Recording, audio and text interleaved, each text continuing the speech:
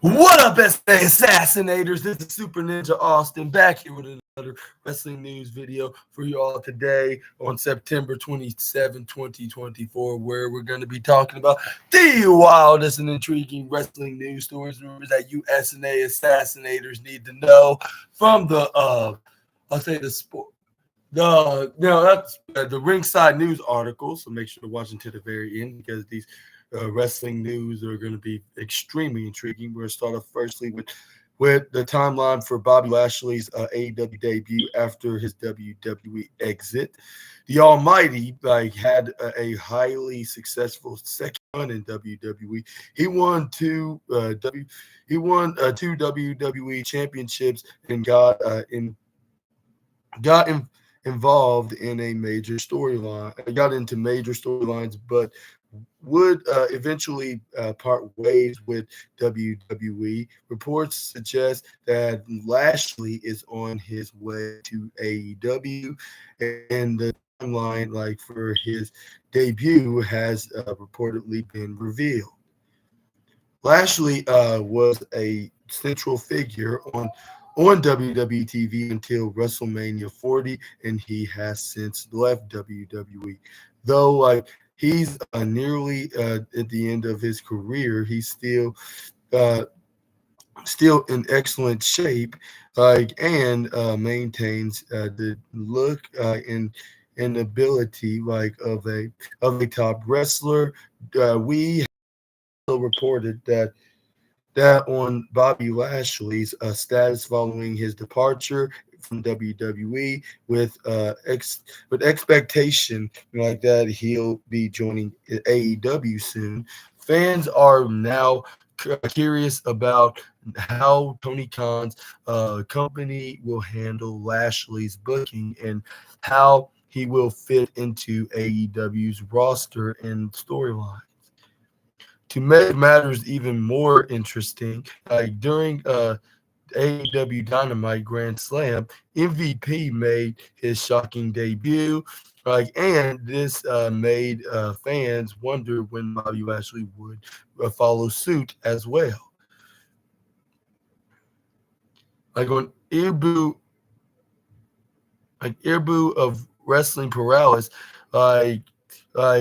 has reported that fans should anticipate Bobby Lashley's AEW debut in October. He mentioned that Lashley's All Elite graphic is expected to be revealed next month, signaling his official arrival in Tony Khan's promotion. When we have reported a key detail about MVP's AEW debut that more or less confirmed Bobby Lashley's impending arrival as well. In the meantime, Bobby Lashley is also busy with his Phenoms to Legend program. So we'll have to see whether the Almighty makes his debut at Wrestle Dreams on October 12th, as fans feel that's the most likely place for his appearance. Uh, but what are your opinions on Bobby Lashley? If he is signed with AEW, like right at the same time as MVP has, and do you think he will make his debut on AEW at AEW Wrestle Dreams, or could it be more sooner, like AEW 5, the which will be the 5th-year anniversary that AEW is going to celebrate, or it could be anytime afterwards. I think it's going to be Wrestle Dreams. That's going to be the perfect place to do it. And this is where we could see MVP could even introduce him to the AEW Galaxy. And it'll be something similar to the Hurt Business and that faction that him and Lashley had back in 2014 on TNA. But let me know, down in the comments either way.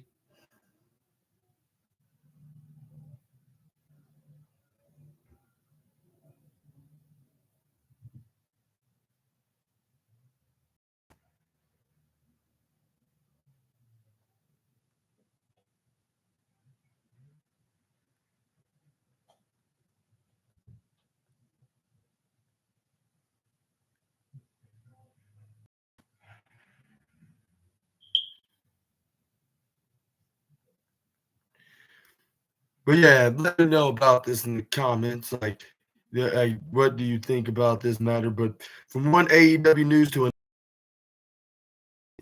in upcoming Happy Gilmore 2 film, MJF is continuing to make his mark outside of wrestling in the outside of the wrestling world with a new role in Happy Gilmore 2.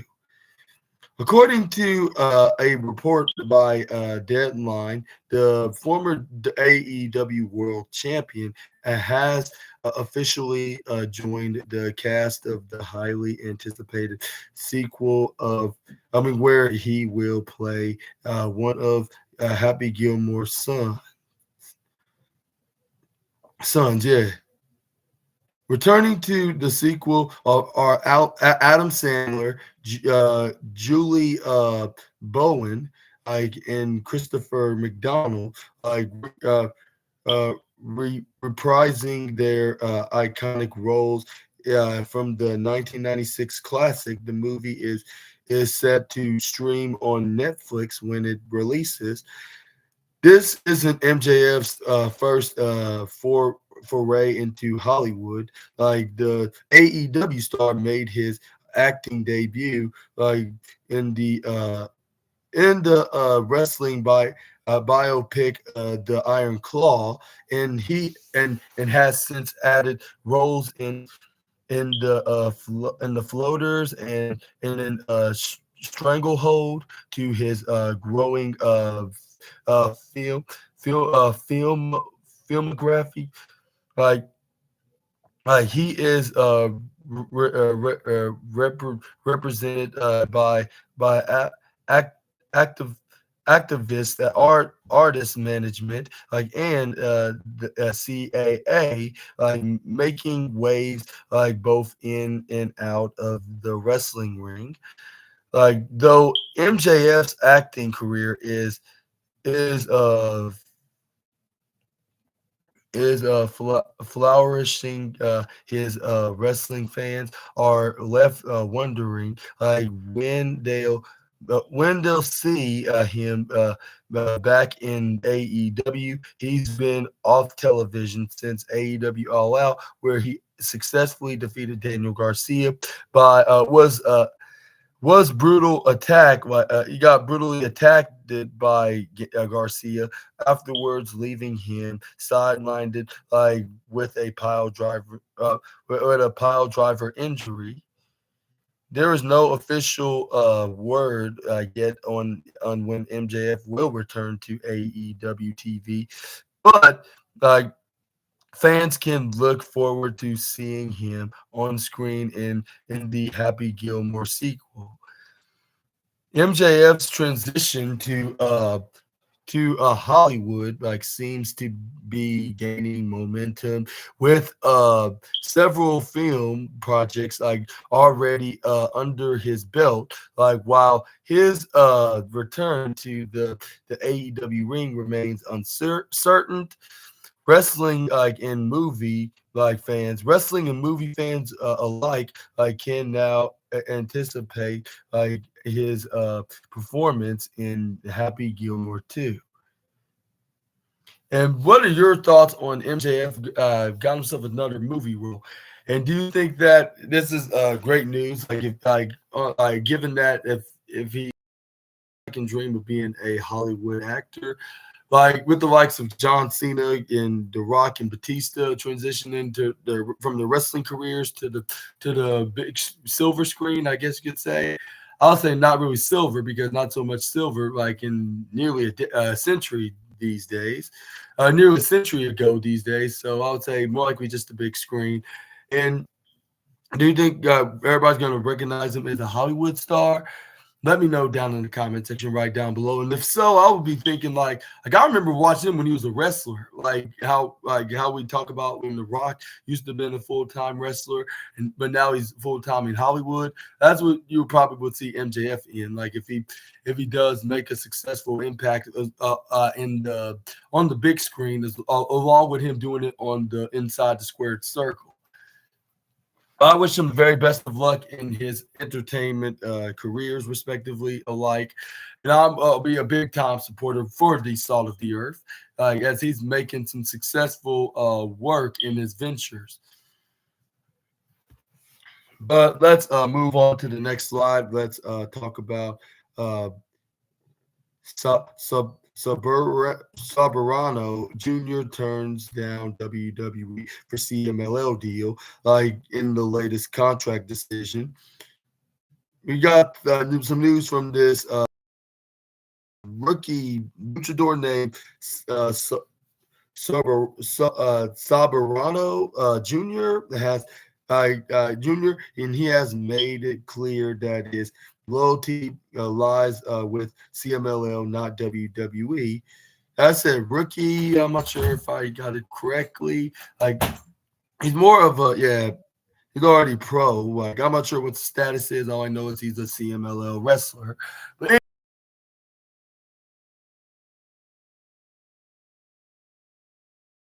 Lucha, the CMLL star known as El Lujo del La Lucha Libre, revealed that he signed with a new multi-year deal with the promotion in 2023.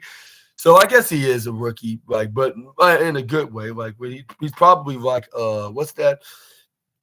Like, what's it called, rookie?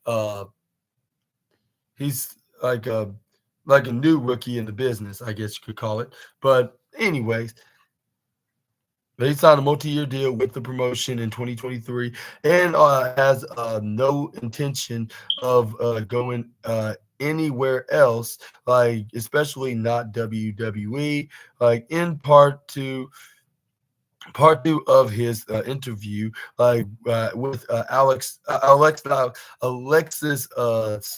so Salazar Salazar Salazar, yeah, Alexis Salazar, Saberano Jr. like addressed the idea that many wrestlers view WWE as the pinnacle of professional wrestling, but he completely disagreed. Like he explained that while WWE may offer fame and fortune, CMLL is the true home of wrestling talent. He explains a lot of people might believe that like being in the world of WWE is the pinnacle of professional wrestling, but not for me. Like they can be actors and a lot of other things, but you can only find wrestlers here in CMLL. Like we only have wrestlers here.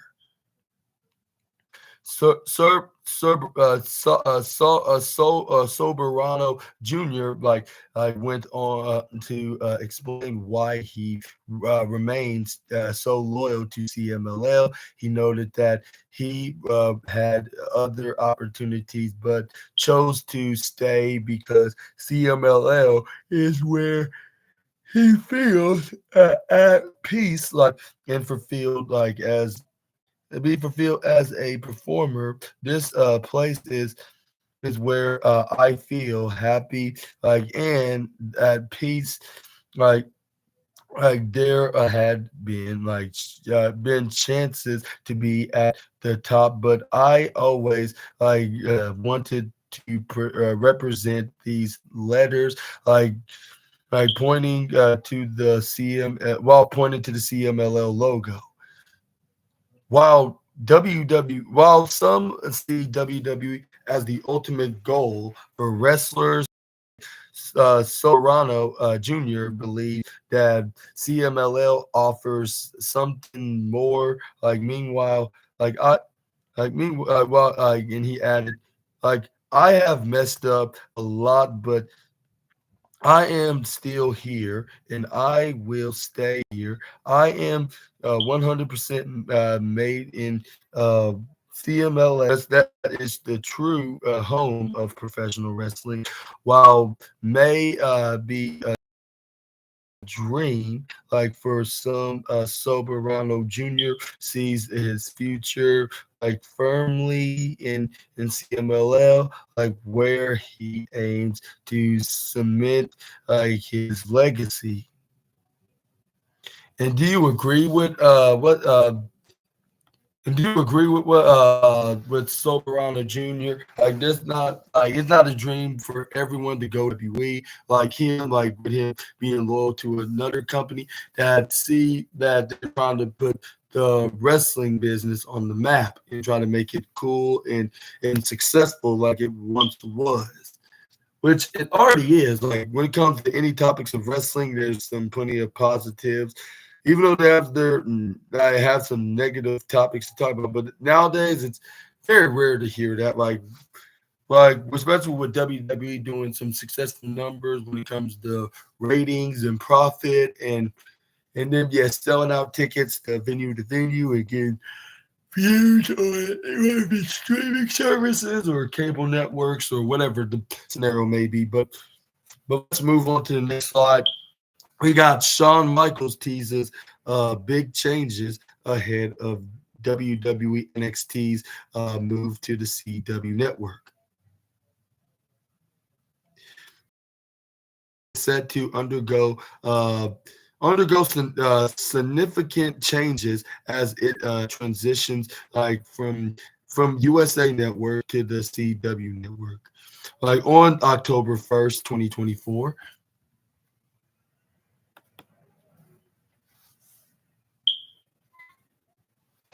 And it says right here, during an interview with the Chicago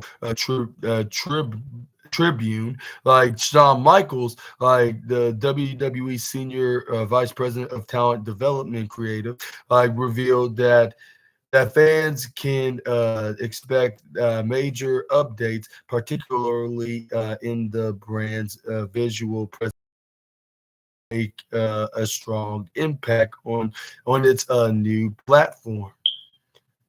He explains, certainly we matchups including Ethan Page uh, defending the NXT Championship against Trick Williams, with CM Punk serving as the special guest referee, with a new network and fresh look. Like WWE NXT is entering an exciting phase. Like fans can expect not just visual changes, but the continued focus on nurturing the next generation of WWE superstars.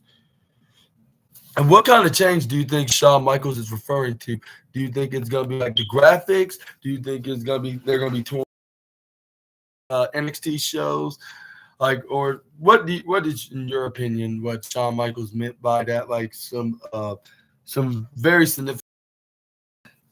Which I mean, it could be anything. Which the logos and the presentation is definitely going to be probably going to be somewhat different.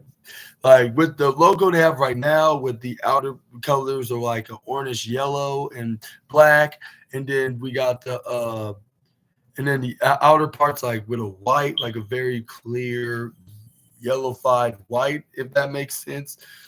So I wonder if that has anything to do with that. I want to, and if so, how do you think they're gonna make the new NXT logo look like? Give me your opinions in the comments. And as a matter of fact, maybe you can even share some photos like with me. Just go down on my DMs at super underscore ninja underscore Austin underscore 2025. You need to check that Instagram account and just go on my DMs and send me a photo like of what do you think what NXT might look like on the debut episode on the CW. But let's move on to the next slide. Let's talk about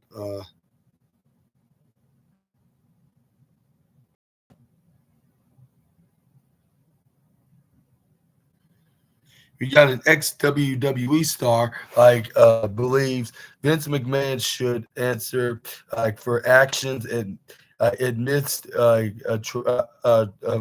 trafficking lawsuit. And yeah, and Vince McMahon has long been a controversial figure in the wrestling world, known for his bold decisions and management like approach. Currently facing a trafficking lawsuit, former WWE superstar has now expressed the McMahon should be held accountable. Should have been accountable for his actions. Like on January 25th, Janelle Grant, a former WWE employee, filed a lawsuit against WWE, WWE, John Laurinaitis, and yep, you guessed it, Vincent Kennedy McMahon. Like the lawsuit alleges like McMahon's involvement in sexual assault, like emotional abuse, and sex trafficking, like detailing incidents like that took place between their initial meeting in March 2019 and March 2022. Wow, full 3 years. Like not trying to get in it, but that's very shocking. Like he did this for 3 straight years. Like from March of 19 to 22, which that's insane. But while speaking on his Extreme Life of Matt Hardy podcast, former WWE star Matt Hardy himself shared his thoughts on the new Vince McMahon docu series on Netflix and addressed the serious accusations against McMahon. Hardy expressed that any criminal act especially something as serious as sexual misconduct is terrible and should not be excused. Uh, Hardy acknowledged McMahon's role in giving him career opportunities and improving his life financially, but but emphasized that people should be held accountable for their actions, no matter their position. Hardy admitted feeling conflicted about McMahon torn between gratitude for his career and disappointment over the strong accusations.